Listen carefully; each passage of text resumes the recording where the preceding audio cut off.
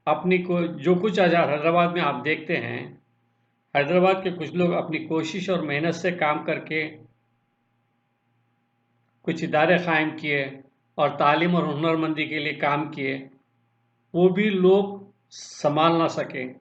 جو کچھ آپ حیدرآباد میں ترقی کی دیکھتے ہیں یا کچھ اچھے گھر دیکھتے ہیں جو تالابوں میں بنائے گئے ہیں، یعنی حیدرآباد میں کچھ اچھے گھر تالابوں میں بنائے گئے ہیں اور پکے گھر بنائے گئے ہیں، وہ باہر کے پیسے سے لوگوں نے بنا لیے سو ہیں۔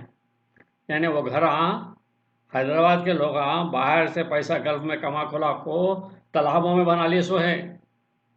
یعنی حیدرآباد میں ابھی بھی 1000 سے زیادہ سلم بستیاں ہیں، جس میں زیادہ تر بستیاں اور تعداد مسلمانوں کی ہے۔ وہاں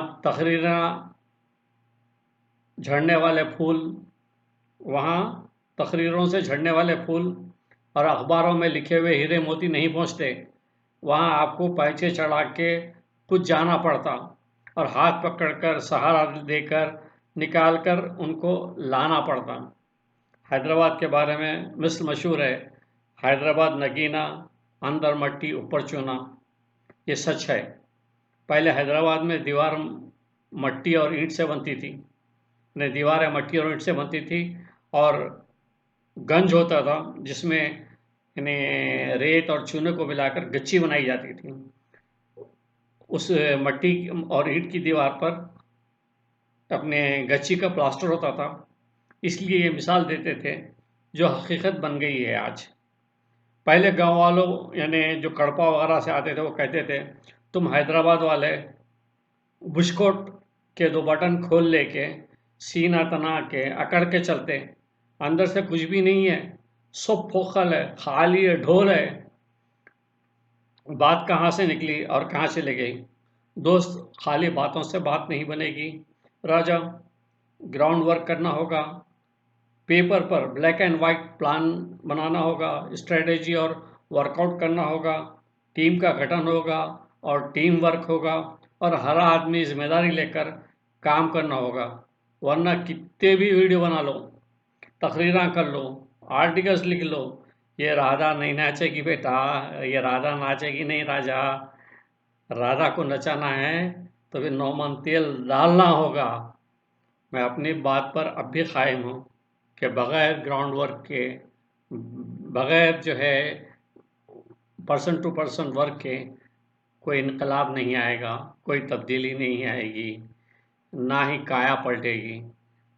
جب ہی پلٹے گی جب ہم انفرادی طور پر، اجتماعی طور پر، شخصی طور پر ایک دوسرے سے مل کر کام کریں گے اور پرسن ٹو پرسن کام کریں گے، جبھی تبدیلی آئے گی۔